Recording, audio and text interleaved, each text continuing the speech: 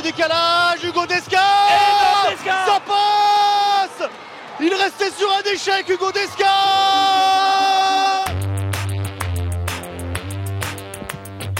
Bonjour à tous, bienvenue dans le débrief, l'émission de la LNH qui fait le tour de l'actualité handball en moins de 5 minutes. Et on commence ce numéro évidemment par le résultat du Classico entre Chambéry et Montpellier. Vous l'avez vu sur les images, un Classico remporté par Montpellier au bout du suspense. Alors les Chambériens ont été complètement absents de la première période, accusant jusqu'à 8 buts de retard, finalement moins 5 à la pause. En deuxième mi-temps, ils sont revenus, Arunodic dans les cages a commencé à faire des arrêts. Le jeune Kalandadze à mettre des buts. Résultat, à 20 secondes de la fin, il y avait 30 partout et c'est donc Hugo Desca qui vient libérer Montpellier et inscrire le but de la victoire au bout du chronomètre. Magnifique victoire pour Montpellier, la 11e consécutive. Cruelle défaite pour Chambéry. Je vous propose d'écouter Jean-Loup Faustin côté Chambéry qui revient sur cette première mi-temps difficile et Hugo Desca qui salue le courage des Chambériens et la belle remontada devant un super public. On les écoute. Beaucoup de regrets parce que on peut faire un bon coup ce soir, mais bon, comme tu as dit, je crois que le match il s'est joué en première, on a pris trop d'écart en première, on a fait une super deuxième, mais ça suffit pas face à ce genre d'équipe. Tout le match on est devant, Chambéry fait une très très belle partie, ils reviennent bien, au panache, avec beaucoup de courage, le public a été exceptionnel pour eux, ils ont beaucoup poussé, mais ça fait plaisir qu'on soit resté solide. Tous ensemble, mentalement on a été bons et je pense que si on continue comme ça on va aller loin. Avalanche de buts du côté de Créteil qui inscrit une nouvelle fois 40 unités. La victime du jour c'est Célestat, toujours pas de points du côté de Célestat. Alors de bonnes choses malgré tout, mais selon Hugo Pimenta, l'entame de deuxième période leur a été fatale, je vous propose de l'écouter. Ouais, en fait on a mal débuté la deuxième, parce qu'en première on était bien. Après défensivement on pouvait faire largement mieux.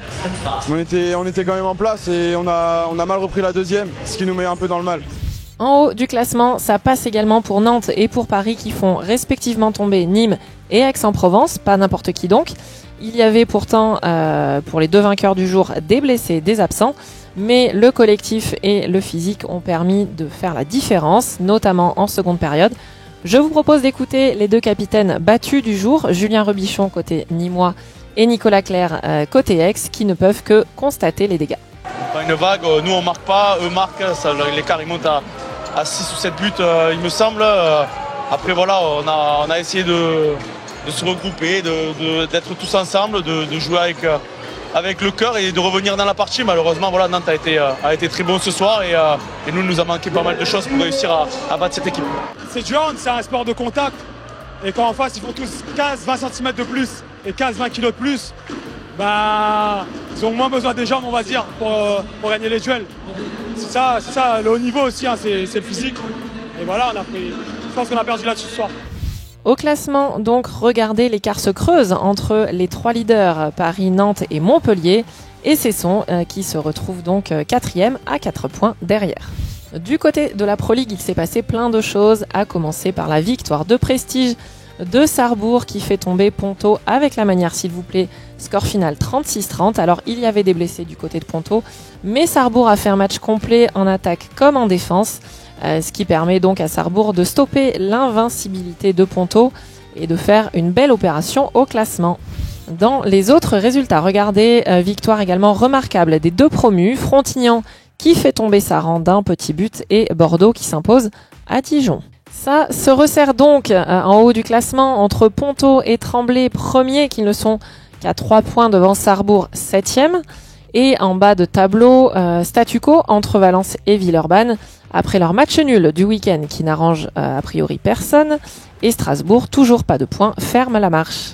Au programme cette semaine, regardez, plein de matchs vendredi avec notamment un match super intéressant entre Aix et Dunkerque.